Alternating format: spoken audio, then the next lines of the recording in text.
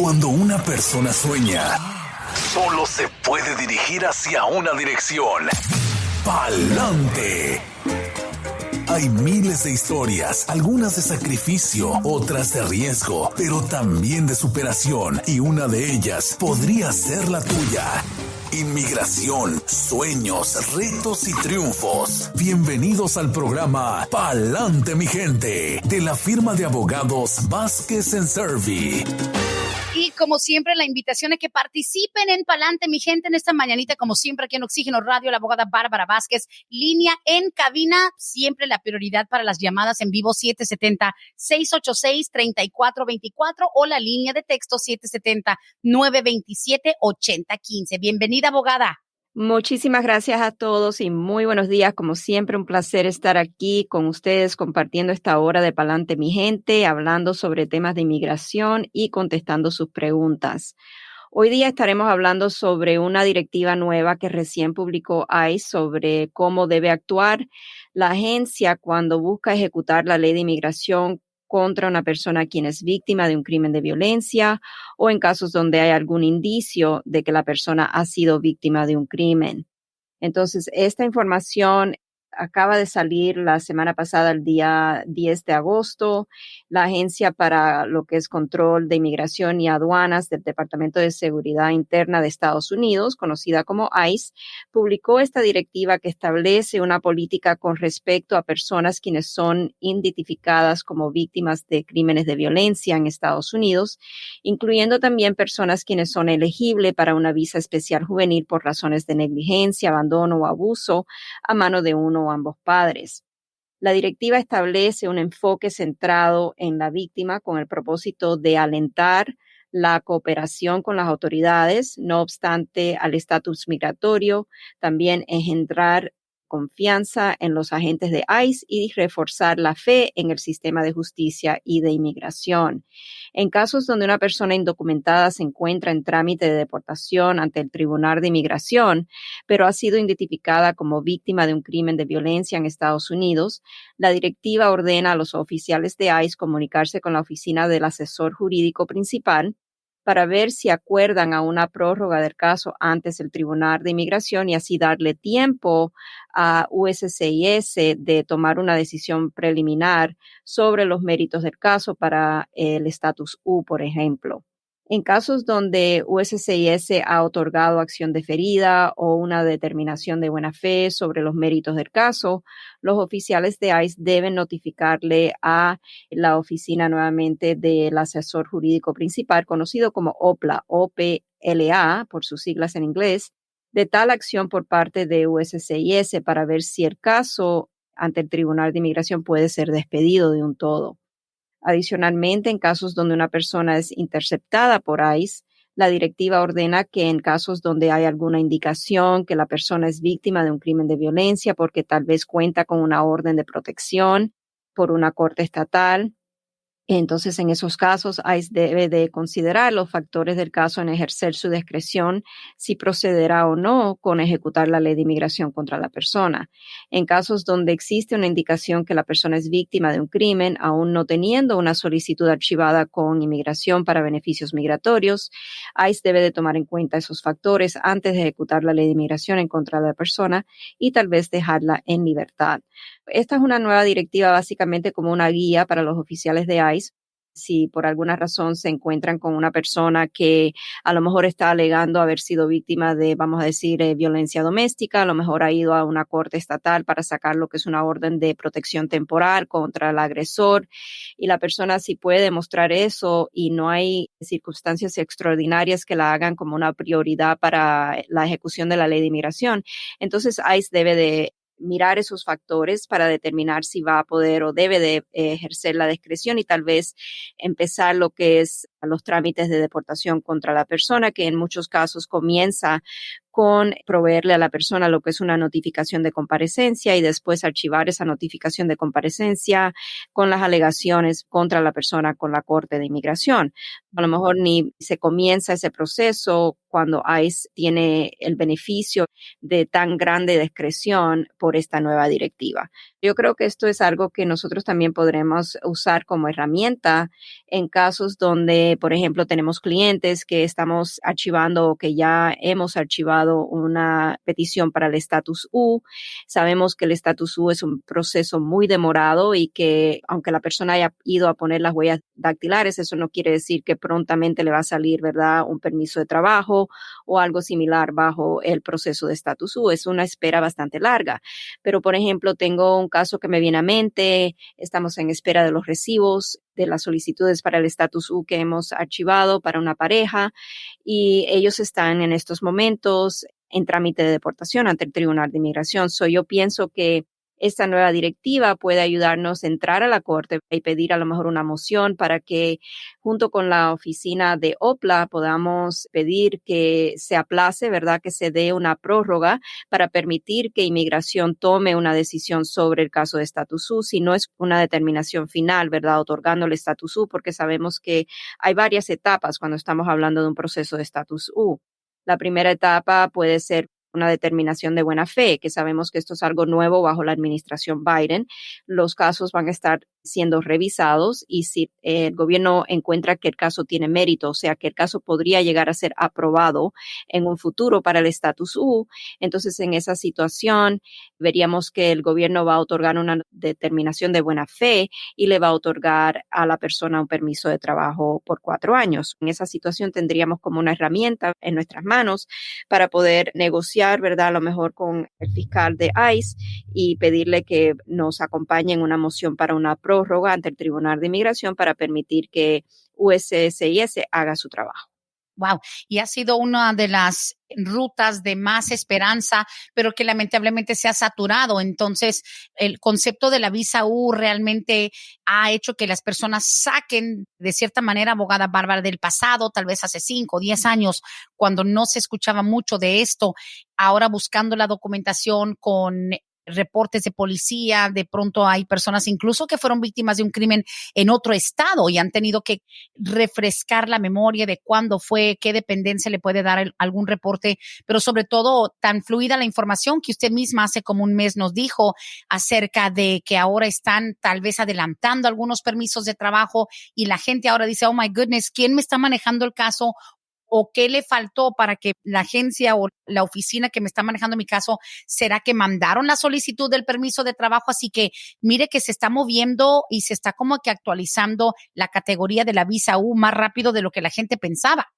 Lo que se está actualizando más rápido es que antes necesitábamos esperar varios años, a veces 3 o 4 años, para que el gobierno mirara el caso y determinara si el caso iba a ser aprobado o tenía mérito de ser aprobado en un futuro. Y al cabo de esos 3 o 4 años, el gobierno entonces enviaba lo que es una notificación de acción deferida y a través de esa acción deferida la persona recibía un permiso de trabajo, como vamos a decir, un permiso temporal mientras el gobierno reabría la cuota y había una visa disponible para la persona y entonces aprobaban el caso y ponían a la persona en estatus U.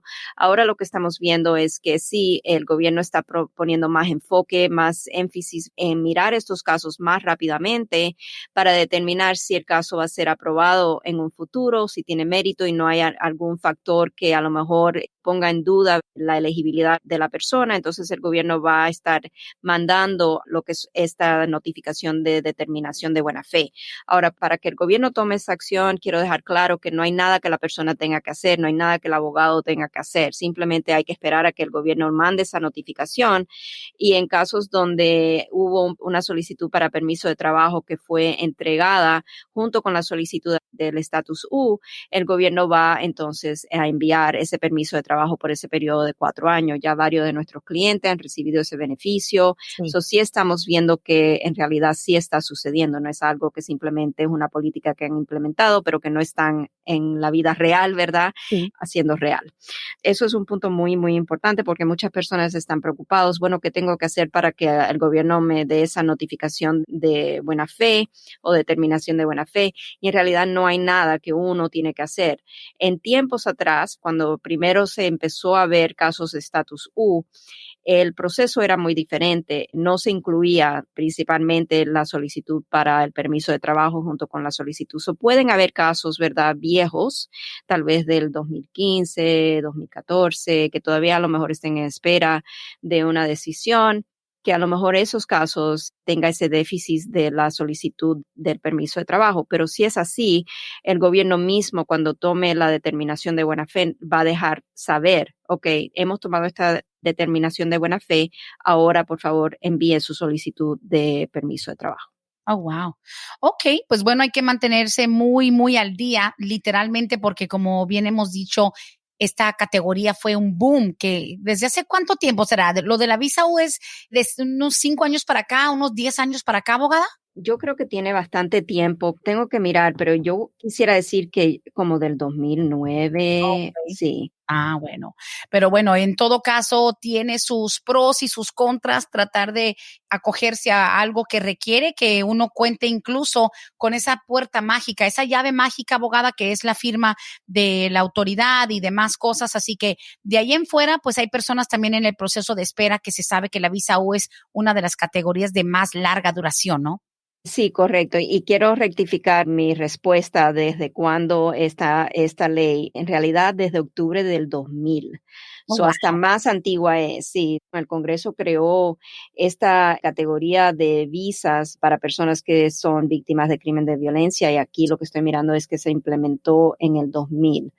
Hace mucho tiempo, pero en realidad esto no fue como una ola grande de solicitudes para ese entonces. Esto en realidad se está viendo ahora, yo creo, también más casos, porque las personas ahora tienen más conocimiento a raíz de que se va diseminando esta información, Ujú. van educándose más de esta posibilidad. Y sí, como que acabas de explicar hace unos minutos, Brenda, muchas personas ahora están, ok, escuchando la información y diciendo, oh, yo fui víctima de un crimen de violencia en tal estado cuando vivía ahí, me sucedió esto, déjenme preguntar, voy a averiguar. A lo mejor están pidiendo su récord de la policía para ver si podemos hacer algo. Y como siempre, cuando tenemos una consulta con un cliente prospectivo, que a lo mejor como única alternativa para la legalización está el status U, porque hay algún caso previo donde la persona sufrió ser víctima de un crimen de violencia, siempre le vamos a explicar a la persona que el primer paso a dar en estos casos es pedir la certificación. Una vez que ya tengamos el reporte de policía, se pide la certificación a la orden pública donde sucedieron los hechos y de ahí hay que esperar una decisión de la orden pública. La orden pública no tiene por ley que otorgar esa certificación, no obstante a qué tan grave fue el delito que sufrió la persona. Eso está a la discreción de la orden pública. Y a veces tenemos varias oportunidades. Si, por ejemplo, la policía que respondió a la escena del delito Ujú. no quiere otorgar la certificación, pero si el caso procedió a corte porque hallaron a la persona que cometió el delito y la persona fue traído o llevado a justicia, hubo un juicio, la víctima a lo mejor cooperó con las autoridades. En esos casos, entonces tenemos una segunda oportunidad de ir directamente como segunda oportunidad hacia el fiscal de la Corte Estatal o la Corte Superior, dependiendo de qué tan grave fue el delito, y pedir esa certificación con esa organización o agencia. Esa es otra posibilidad, pero hay casos que se cierran simplemente porque nunca encuentran a la persona que cometió el delito y la única manera de conseguir la certificación o la única agencia que podemos pedir la certificación sería con la policía, por ejemplo. Bueno, pues hay que seguir las mismas rutas que ya se saben, pero obviamente con algunos cambios, porque eso que usted nos compartió de que están adelantando un poco esos permisos de trabajo, que se sabe que es un paso primordial, por lo menos para andar con su licencia, su seguro social. Muchas cosas cambian con el beneficio de un permiso de trabajo, pero igual, o sea, no significa que ya está garantizado el proceso hasta el final. Exactamente, ese es un punto muy, muy importante y gracias por traerlo porque muchas personas sí erróneamente piensan que porque ya tienen un permiso de trabajo, que ya el caso está aprobado y no es así. O sea, tienen que tomar en cuenta que cualquier historial migratorio o historial penal, más bien un historial penal más que nada, puede afectar la determinación final del caso, o sea, si la aprueban o no, porque el gobierno tiene discreción de considerar si la persona a lo mejor es un riesgo para la comunidad. Y ese punto a veces ocasiona que el gobierno nos mande a pedir más evidencia, o sea, de rehabilitación de la persona o de cómo la persona cumplió, ¿verdad?, con los requisitos que le puso a lo mejor la corte por el delito que cometió. También tenemos a veces que argumentar que la evidencia de rehabilitación está en que a lo mejor la persona no ha cometido ningún otro delito durante 10 años o el tiempo que haya pasado desde el último delito que cometió. Hay muchos factores que vienen a la mesa cuando el gobierno va a considerar si aprobarle o no el estatus U. Una vez que la persona tiene el estatus U aprobado, también es muy importante, y eso es otro punto. El estatus U no es un estatus de residencia permanente. La persona tiene que estar con el estatus U un periodo de 3 años para entonces ser elegible a aplicar a la residencia. Si durante el plazo de tiempo de los 3 años que la persona está esperando para aplicar a la residencia, la persona comete algún delito, entonces el gobierno USCIS nuevamente va a tener discreción de otorgar o denegar el ajuste de estatus a la residencia y hasta puede revocar el estatus U. Wow. Eso es muy importante, mantenerse al margen de cualquier delito. Claro, claro, eso hemos visto. Todos los días me toca alguien que consulta precisamente el temor de que, híjole, tengo ya mi visa U, ya está muy avanzado el proceso, de hecho ya lo tengo aprobado, ya tengo mi permiso de trabajo y caen en algún problema legal y pues ahí está, empiezan a sufrir el temor de que su proceso se tambalee precisamente. Así que, damas y caballeros, pa'lante mi gente, 770-686-3424, la línea de textos también, 770-927-8015, inbox a través de nuestras redes sociales. Y ya tenemos un par de preguntitas guardadas desde otros programas y pues también las nuevas que van llegando el día de hoy, abogada. Ok, pero antes de entrar a las preguntas y respuestas, le vamos a recordar que la información que reciben por este medio es de carácter general y no sustituye una consulta formal con un abogado que se especialice en la materia de inmigración. Adelante, Brenda. Gracias, gracias. Tenemos unas cuantas preguntitas aquí. La primera es, buenos días, pregunta para la abogada. Yo soy ciudadana americana hace 2 años por mi matrimonio. Mi madre está en Guatemala, nunca ha venido a los Estados Unidos, tiene 71 años de edad. ¿Me conviene arreglarle como residencia o podrán darle alguna visa, ya que ella obviamente por su edad no quiere venir a trabajar? Ok, no hay que venir a trabajar a Estados Unidos para que le puedan otorgar una residencia. O sea, la persona siempre puede ser patrocinada por un hijo ciudadano estadounidense, como lo es en este caso. Aquí lo importante a saber es si la mamá va a querer venir para vivir aquí en Estados Unidos. Ese es el punto, porque si la madre en realidad solamente quiere venir de paseo, entonces la residencia no es el estatus migratorio que debe de tener la persona, porque entonces va a poner a riesgo esa residencia. Una visa de turista es algo a la discreción de la embajada americana otorgar o denegar. Le van a hacer preguntas a la mamá sobre los hijos familiares que tiene aquí en Estados Unidos y es posible, no necesariamente le voy a decir que es algo que definitivamente va a pasar, pero sí existe la posibilidad de que cuando la mamá presente una solicitud para una visa de turista y le explique al oficial consular que sí, ella tiene una hija ciudadana estadounidense, que es mayor de 21 años de edad, el oficial entonces puede tomar eso en consideración para a lo mejor en su discreción negar la visa de turista, porque el solicitante para una visa de turista tiene que refutar la intención que le imponen de que viene a quedarse aquí permanentemente. Y eso es más seguro que suceda en casos cuando la persona tiene aquí una hija o un hijo ciudadano de 21 años de edad o más. Cierto, ok, pues muy buena respuesta y gracias. Ahí seguimos con las preguntas. Esta dice, buenos días, tengo una pregunta. Mi hermana estuvo 12 años de indocumentada aquí en los Estados Unidos. En ese tiempo se casó con un ciudadano para arreglar, pero le negaron el proceso por irregularidades. La deportaron supuestamente por el fraude matrimonial. Ella se regresó a México ya hace más de 8 años. Ella tiene ahora 2 tiendas de ropa, tiene sus negocios en México.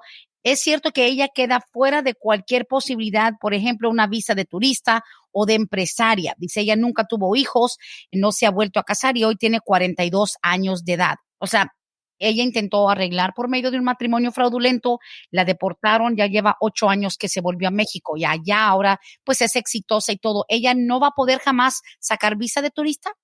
No es que no pueda solicitarla, la puede solicitar. El problema está en que el hecho de que haya sido deportada por posible marriage fraud, fraude matrimonial, exacto.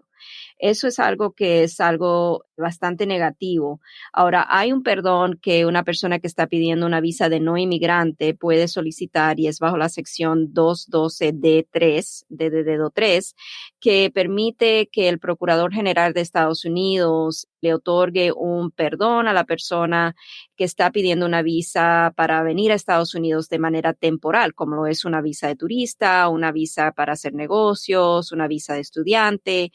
Pero nuevamente esto está centrado en la discreción del gobierno. No es que porque la persona aplique se lo van a dar, pero sí es algo que existe. Claro. Ahora, digamos que eso de una acusación de fraude matrimonial, de ser identificado y de sacarte de Estados Unidos o negarte todo tu proceso, no te deja para siempre castigado. O sea, no es una de esas que dice, hey, nunca vas a poder arreglar. Puedes intentar sacar visa, pero digamos, no es un proceso que te deja fuera de todo arreglo futuro.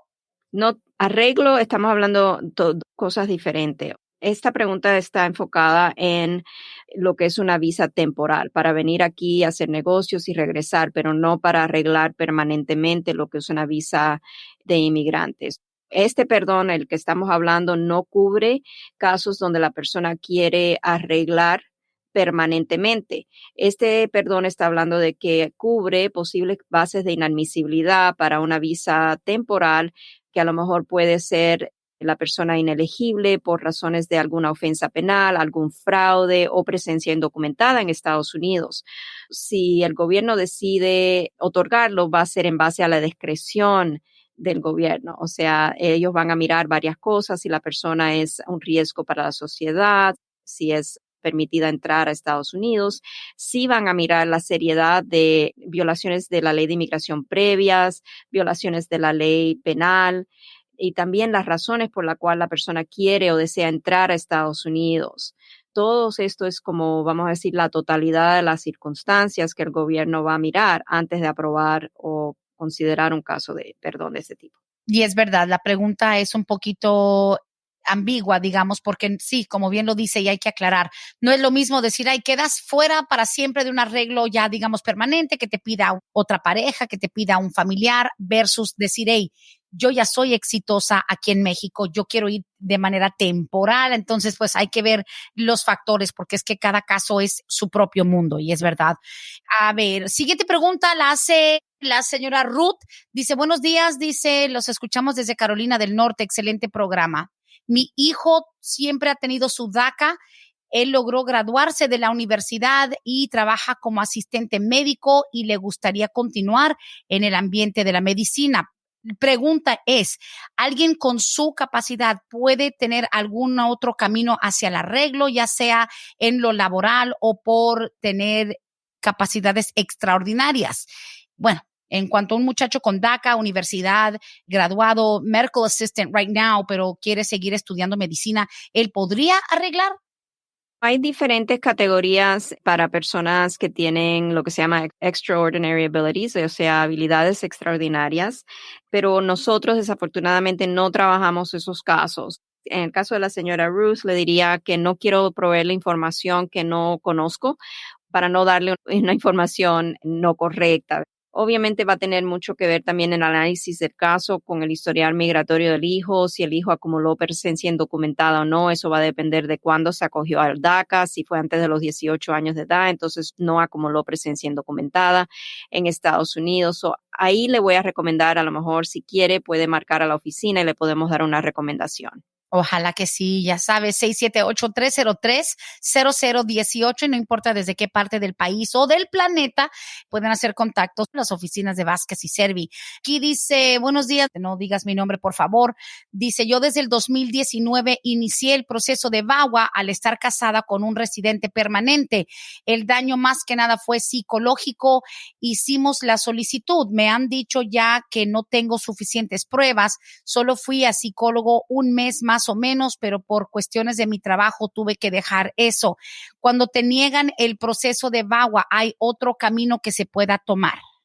Okay. No sé si fue inmigración quien le dijo que no tiene suficiente evidencias o si ella está dependiendo de la información de una amistad, un familiar, un abogado.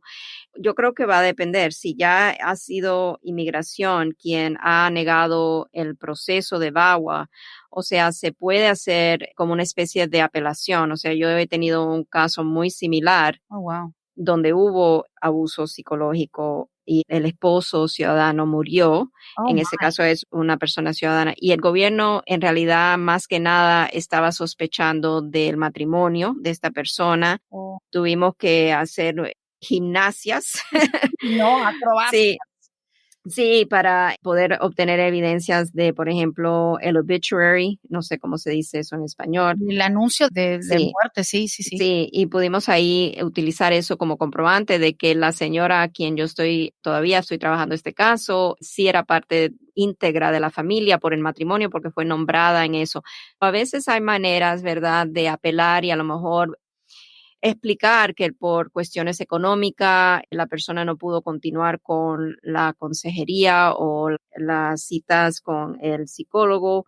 A lo mejor se puede pedir una evaluación psicológica y hacer una especie de apelación, pero para esto hay que estar dentro de un plazo de tiempo. Si le han negado el caso, usualmente son 30 días que tenemos para hacer esa apelación. Si ya estamos fuera de ese plazo, entonces sería volver a evaluar el caso de inicio, las evidencias y a lo mejor volver a aplicar. Si la persona no ha sido pasada a una corte o un tribunal de inmigración con una notificación de comparecencia, no hay ningún impedimento de volver a pedir el beneficio, de volver a solicitar el VAWA. Y digamos, el proceso de VAWA, de una persona que casada o casado, porque también el hombre puede pedir VAWA, una persona casada con ciudadano o residente que sufre abuso, ya sea físico, psicológico, etcétera. O sea, no es muy común que ese proceso lo rechacen, pero también tiene sus requisitos. O sea, tienes que demostrar realmente el daño. A lo mejor si este hombre no la golpeaba físicamente, bueno, le toca hacer la tarea. Digamos, si estás buscando un beneficio, no abogada de un maltrato psicológico o que te tenía aislada, pero tienes que poder darle el seguimiento que te pide. Y me está escribiendo, dice, no, es que fue mi abogada de inmigración que me dijo que habían pedido más evidencias porque no eran suficientes. O sea, que la abogada que le ayudó con el VAWA. Okay. So, en esos casos, si están pidiendo más evidencia y la persona, vamos a decir, no tiene evidencias independientes, pero a lo mejor se puede hacer una evaluación psicológica. Todo depende, Brenda, mucho de los factores del caso. Aunque yo le diga sí, podemos hacer X, todo va a depender de los factores que existan en ese caso, de la evaluación de esa abogada del caso. La cooperación del cliente tiene mucho que ver también.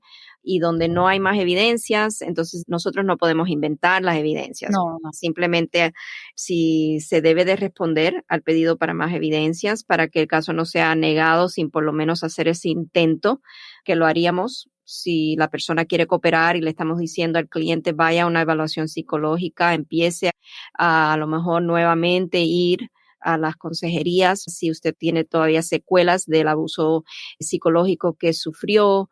O sea, que la persona quiera hacer ese intento y a veces estos casos de VAWA es seguir, es simplemente no darse por vencido y seguir haciendo el intento. Esta persona que yo estoy hablando, esta clienta, yo creo que está conmigo como desde el 2010, 2009 y hemos hecho, como le digo, acrobacias para que finalmente aprobaran el caso, pero sí fue una lucha. No quiero que piensen tampoco que los casos de VAWA son fáciles, no, son difíciles. No, porque uno conoce tantísimos casos donde la mujer, normalmente que es una mujer que sufre abuso, casada con ciudadano o residente, y a los 3 años ya tiene la green card. La gente piensa, wow, lo mío ya son 5, 6, 7 años. Mire usted, 11 años que se ha tardado en la insistencia. Y pues mira, la recompensa es de que el caso ya está aprobado. Correcto. Y todo está también de parte del cliente, no querer darse por vencido. Y si el abogado no quiere hacer más porque ya piensa que ha llegado al límite de lo que puede hacer, entonces la persona es libre de pedir una copia de su expediente con la oficina de abogado, ir a una segunda opinión. Por supuesto, así de sencillo. Wow, qué bueno. Dice, buenos días, abogada. Mi esposo y yo entramos hace 19 años a los Estados Unidos desde la República Dominicana, ambos con una visa de turista. Tenemos un hijo que tiene ahora 18 años, pero cuando se haga ciudadano nos va a poder ajustar nuestro estatus y nos gustaría que fuera con usted, la señora Irma. Muchas gracias por la pregunta.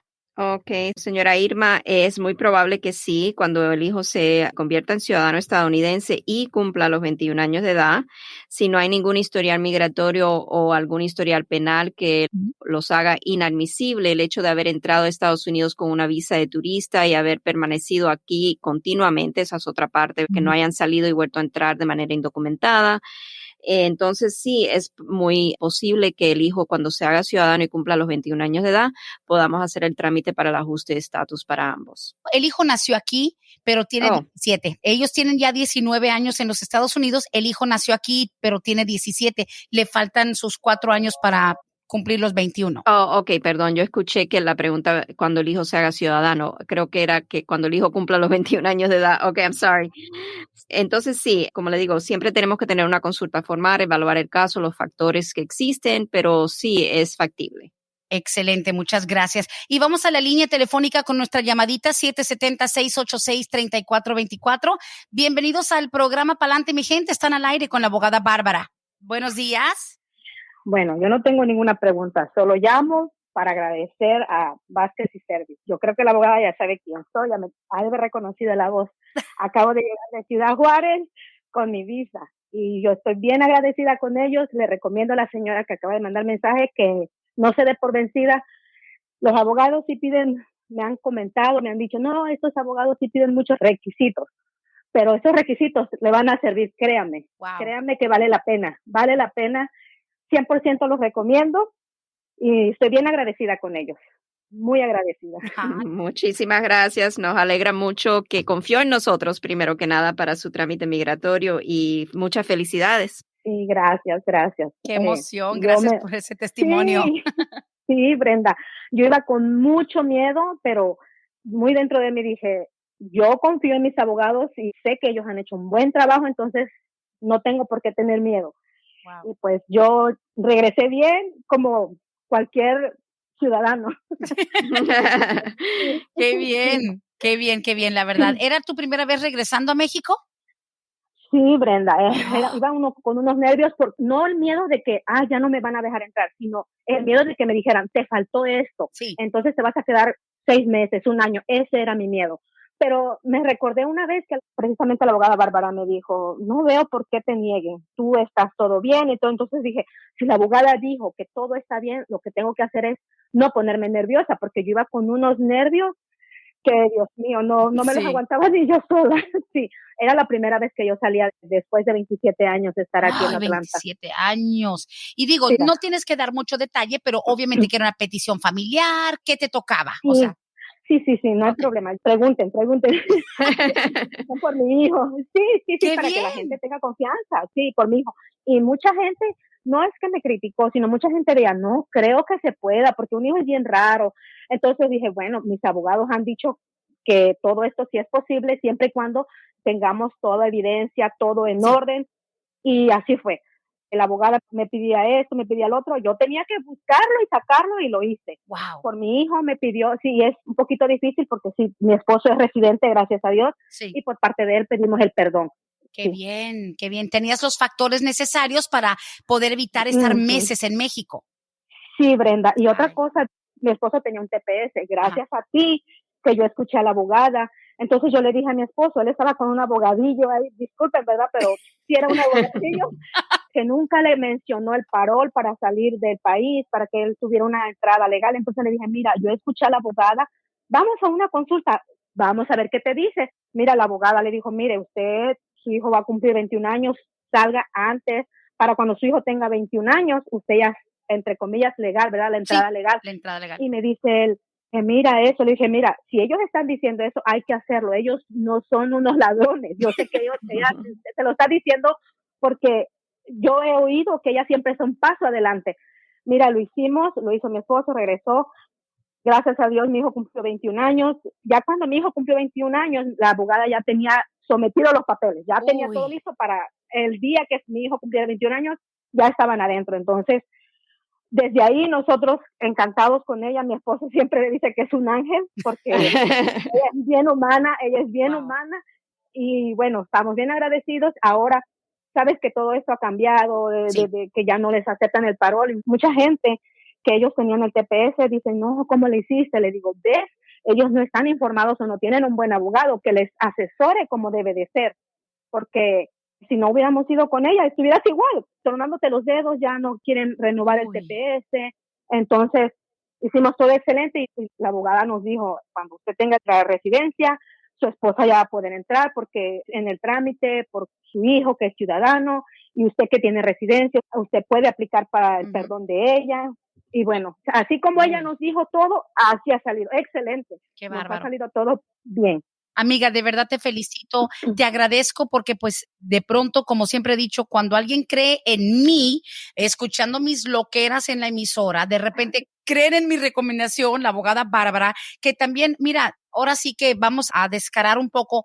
La gente me ha dicho, pero es que son bien estrictos, es que ellos no hacen esas trampas, ellos te piden mucho y todo quieren muy derecho. Y digo yo, te vas a dar cuenta el por qué todo tiene que ser derecho, limpio. Y mira el proceso de ustedes. Wow, qué emoción. Sí, Brenda, sí. Mucha gente se ha sorprendido porque dicen muy rápido. Dije, bueno, no fue tan rápido por la pandemia, pero todo fue excelente. Ningún pero tuve en la embajada. Nada que me dijeran, oh, te faltó eso. Nada que ver. Yo tenía miedo de eso. Nada, Brenda, nada. Gracias a Dios, de aquí me fui con el paquete extra que me habían dado los abogados. Nada, me pidieron. Sí. Los requisitos más extra me dijeron, tal vez no te los piden, pero tú llévalos. Mejor dije, que sobre, no a que problema. falte. Claro. Sí. Wow. Sí. Te felicito, no sabe la emoción que siento y seguramente la abogada también. Claro que sí, nos encanta escuchar estos testimonios y bueno, más que nada nos encanta poder ayudar a las personas que necesitan nuestra ayuda y con su testimonio yo estoy segura que hay muchos radioescuchas que a lo mejor necesitan de un buen abogado y bueno, acuden a nosotros y sí, nosotros somos bien estrictos, es verdad, pero lo somos porque no queremos que nuestros clientes sufran, ¿verdad? Algo inesperado cuando salen de Estados Unidos y por esa razón somos así. Exigentes, yo sé. Sí. No, pero eso es estrategia que ellos tienen, pero sí lo es. Vale la pena. Lo que ellos cobran es nada a lo que te beneficia. Sí. Encontré a una persona que estaba con otros abogados que me dijeron, no, me cobraron la mitad, pero a los 2 meses le llamé y le dije que qué pasaba, no oía nada. No, pues hasta que nos pagues vamos a empezar el proceso. Le dije, ¿qué? No, le digo, mi abogada me dijo, con esto vamos a empezar, me vas pagando poco a poco en las citas. Nunca me dijo hasta que me termines de pagar, jamás. Ellos empezaron el proceso, dice, wow. Digo, hasta eso, extraordinarios. Ninguna queja. Yo los recomiendo 100%. Excelente. 100%. Ay, amiga, muchísimas gracias. Gracias por creer en nosotras. Sí, gracias a ustedes y pa'lante siempre. Pa'lante como siempre, pa'lante. Gracias, amiga, por el testimonio. Muchas gracias. Hasta luego. Bueno, feliz día. Wow, that's amazing. Bueno, mejor que una referencia de un cliente, muy pocas cosas se comparan. Pero bueno, tenemos otra llamada en la línea telefónica. Buenos días, Oxígeno Radio. Estás al aire con la abogada Bárbara Vázquez. Pa'lante, mi gente. Buenos días. Una pregunta para la abogada. Soy de Ecuador y quisiera saber en qué fecha van las peticiones de ciudadanos para hermanos. Ok, permítame un momentico, vamos a revisar aquí el boletín de visa de que ya tenemos el de septiembre de Ecuador, categoría F4, van en la fecha del 22 de marzo del 2007. Muchísimas gracias. De nada, un placer. Gracias por la llamada. Listo, 770-686-3424. Y bueno, estamos todavía con la euforia de esa llamada que obviamente fue una gran sorpresa, yo creo, para ambas, pero más que nada para usted, abogada, porque para eso se desvelan, para eso hacen fila en el Departamento de Migración, para eso pelean y rasguñan. Pero cuénteme, eso que dice de que de repente ahorita ha cambiado un poco la situación para la gente con TPS, ¿no están otorgando los advance parole? ¿Hay algún movimiento con eso? Sí, esta familia en realidad tocó con suerte y timing, ¿verdad? El hecho de que vinieron al momento adecuado o justo, pero algo que no podíamos predecir, que venían los cambios que vinieron bajo la administración Trump con al cambio de política o el giro que tomó inmigración con respecto a qué significa la entrada con Advance Parole para una persona con TPS que tiene un hijo ciudadano estadounidense. Bajo la administración Trump hubo un caso que fue decidido por la Administrative Appeals Office, la Oficina de Procesos Administrativos de Apelaciones. Ellos decidieron un caso donde dijeron que personas que entren con el Advance Parole después del 20 de agosto del 2020 no van a ser considerados como haber efectuado una entrada que le permite hacer un ajuste de estatus. Lo que esto causó es que personas que ahora están saliendo con Advance Parole, que todavía una persona con TPS puede salir con un Advance Parole sin problema, pero si ahora salen después del 20 de agosto del 2020, esa entrada con el parole no le va a permitir, bajo este giro que tomó el gobierno, poder entonces hacer su trámite para el ajuste de estatus. También hubo un giro muy grande que dio la administración Trump conforme a los casos donde existe una orden de deportación previa. Son muchos de los casos que tenemos pendiente en estos momentos, que básicamente el gobierno decidió cerrar el caso de ajuste de estatus administrativamente o denegarlo de un todo. Es en base a ese giro. El gobierno ha dicho que esa nueva entrada con el Advance Parole en realidad no cura lo que es la deportación previa y no le permite a la persona avanzar al ajuste de estatus. En estos momentos estamos en espera. Muchos de estos casos están todavía en el enfoque nuestro, o sea, bajo la lupa en nuestra oficina. Los tenemos ahí todos los días. Tengo yo una lista que yo reviso de estos clientes que han tenido esa situación causada por algo que sucedió durante la administración Trump, para que si hay un giro bajo la administración Biden o un reverse, vamos a decir, de esa política tan negativa adoptada por la administración Trump, entonces poder nosotros reevaluar el caso y darle entonces una nueva vida al caso para proceder con el ajuste de estatus.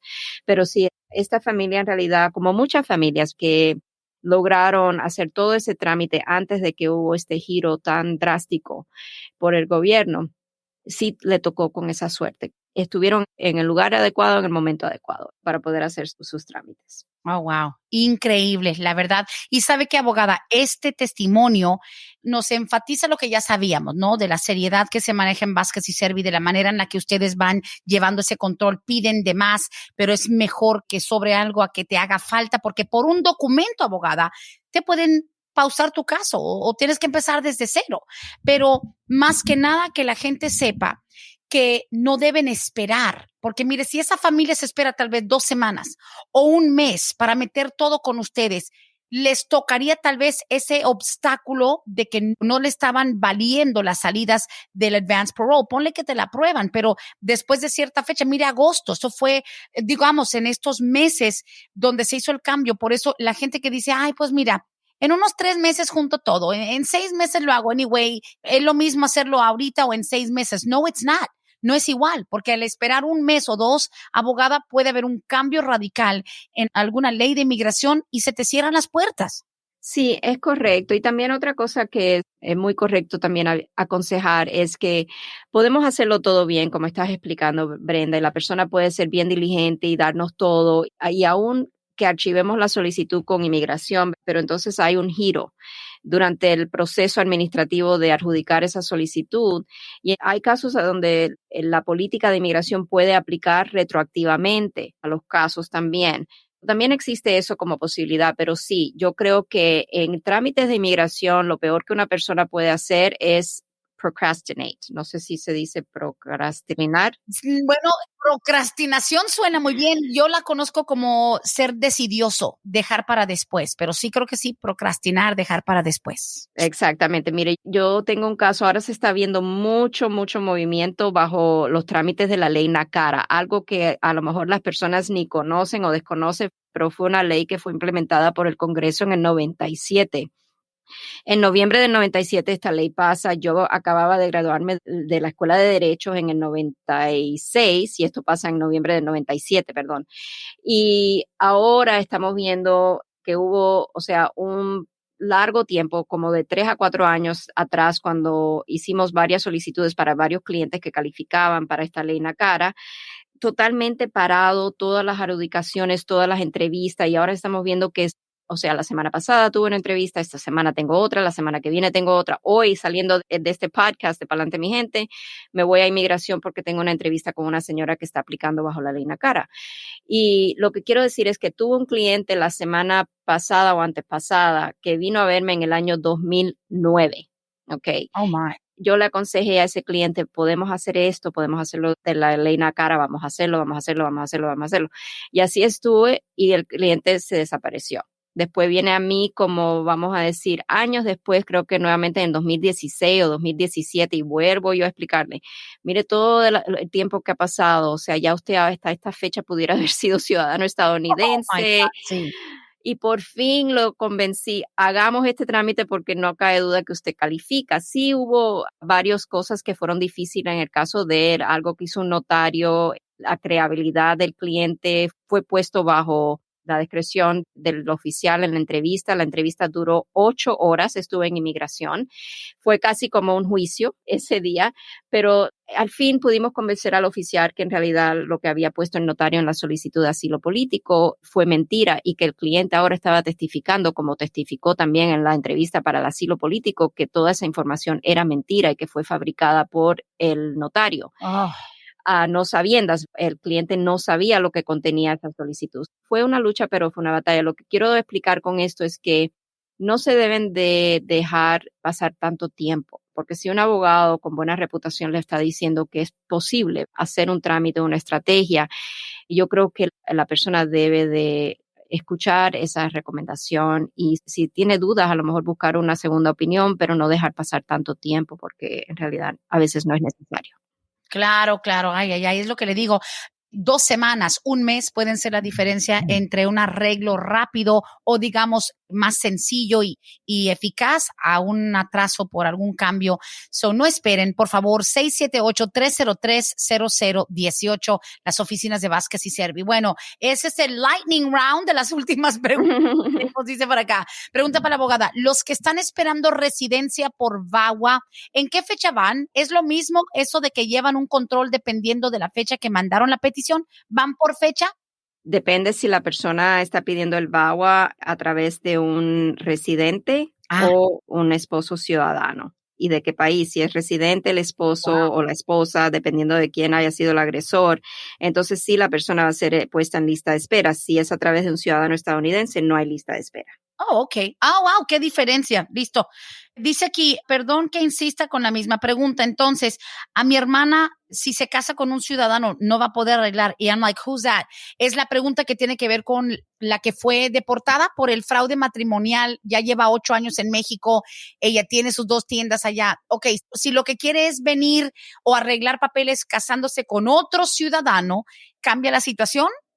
Ok, ahí sí cambia la situación porque, como les expliqué previamente, aquí este perdón que estamos solicitando no es en base a una persona que quiere venir y quedarse aquí o arreglar o ajustar su estatus para residencia permanente. Esto simplemente cubre a un perdón para propósito de una visa de no inmigrante. Oh, got it. Ya, el hecho de que la persona haya cometido un fraude matrimonial, eso sí ocasiona, o sea, bajo la Junta de Apelaciones de Inmigración, hay casos donde dice que eso corta la posibilidad de que una persona que haya participado previamente en un fraude matrimonial pueda entonces hacer un trámite para un ajuste de estatus.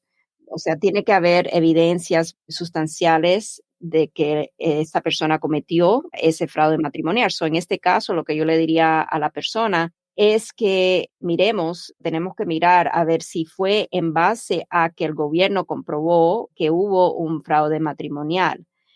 Si, por ejemplo, ella fue deportada simplemente en base a que estuvo indocumentada en el país, pero nunca llegaron a una determinación de que hubo ese fraude matrimonial, entonces sí, a lo mejor sí podríamos hacer algo. Eso es importante. O sea, porque es una cosa la impresión que tienes por fuera que dices tú, ay, no, pues a ella la deportaron porque se casó con un ciudadano y no le creyeron su matrimonio. No es lo mismo que te acusen y que ya te encuentren, o sea, culpable de haber hecho fraude matrimonial a que tú digas, nah, ¿sabes qué? Me negaron la petición, me pidieron más información, mejor yo me voy antes de que vengan por mí. O sea, es bien diferente la forma en que se dio esa acusación. Correcto, y es muy importante, por eso le digo, no podemos decir sí o no. esa pregunta que me hacen requiere de una evaluación completa del historial migratorio, requiere del pedido del expediente migratorio de la persona, ambos a USCIS, para ver todo lo que se puso en la solicitud.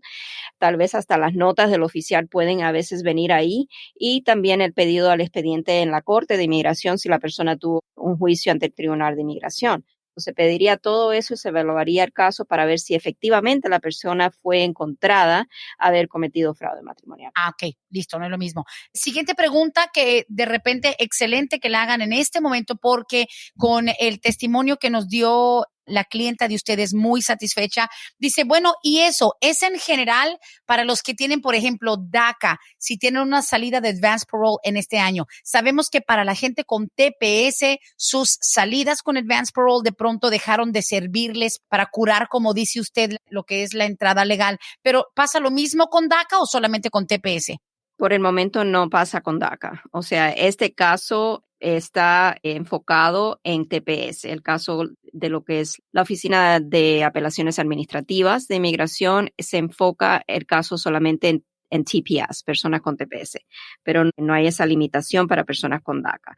Ahora, sí es muy importante tomar en cuenta que el tema de DACA es un tema muy fluido en estos momentos. También. Aunque vamos a decir hay un cliente que pueda beneficiarse bajo un Advance Parole porque tiene DACA y a lo mejor hay una emergencia, porque sabemos que para pedir un Advance Parole teniendo DACA no es solamente igual que cuando se pide para el TPS. Aquí hay que comprobar que la persona necesita viajar por razones humanitarias, educativas o laborales. Y si logramos, vamos a decir, conseguirle un Advance Parole al joven con DACA, la situación tan fluida de este programa nos causa que pautemos, ¿verdad? Sí. Y que seamos muy cautelosos en cómo aconsejamos a nuestros clientes, siempre diciéndole al cliente que no podemos controlar algún cambio que pueda suceder o en el proceso de adjudicación de la solicitud para el Advance Parole o cuando la persona esté de viaje. No podemos controlar lo que las cortes federales vayan a dictaminar.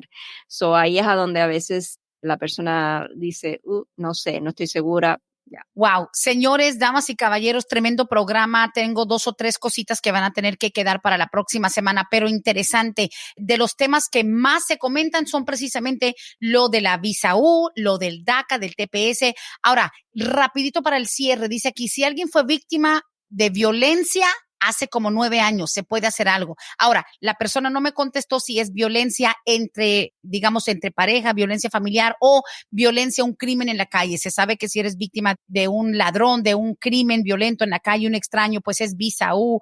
Pero también, aunque sea tu pareja, si no están casados legalmente o si no es residente o ciudadano, igual, una mujer que vive con un ciudadano o residente, si no están casados, es igual visa U, no le corresponde el VAWA.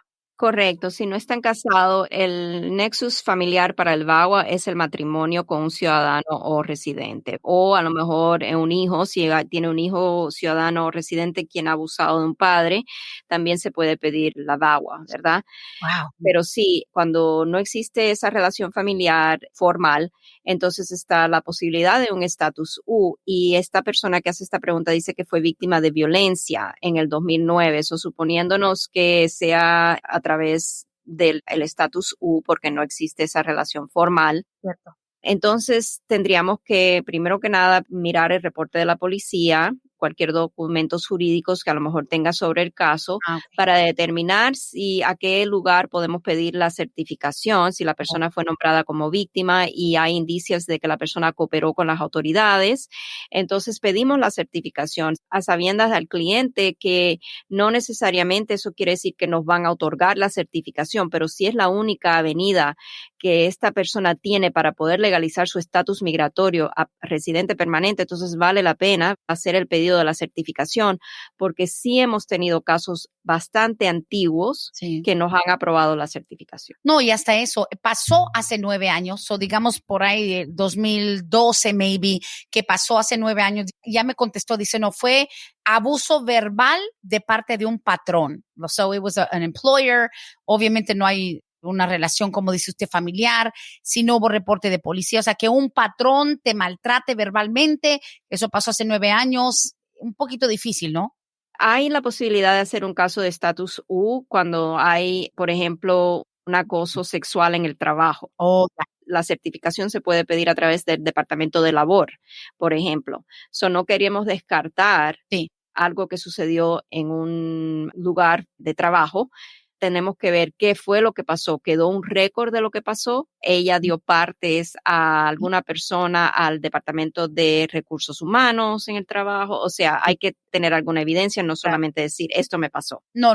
A pesar de todo, sí hay reportes de policía, así que tal vez les toque hacer un poquito de tarea, juntar sus evidencias y presentarlas ante una oficina como la de ustedes. Mira, los resultados, los clientes saben que aunque le pidan de todo y parezca que es una lista interminable, pero siempre vale la pena hacer las cosas bien, porque un documento, una firma, un detallito que falte, abogada, se le puede desmoronar un caso junto a las ilusiones y las esperanzas de tantos años. Así que, de nuevo, excelente escuchar de sus clientes, abogada, y que hablen con toda la transparencia que ayuda a que los demás crean y que no se esperen más. Así que, excelente, la felicito, abogada.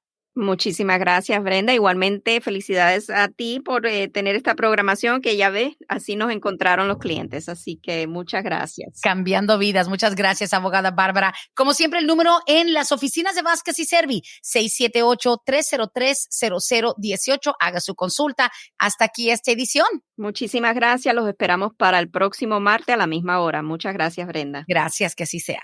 Hasta aquí hemos llegado hoy, pero siempre vamos pa'lante, mi gente, con Vázquez en Servi. Hasta la próxima.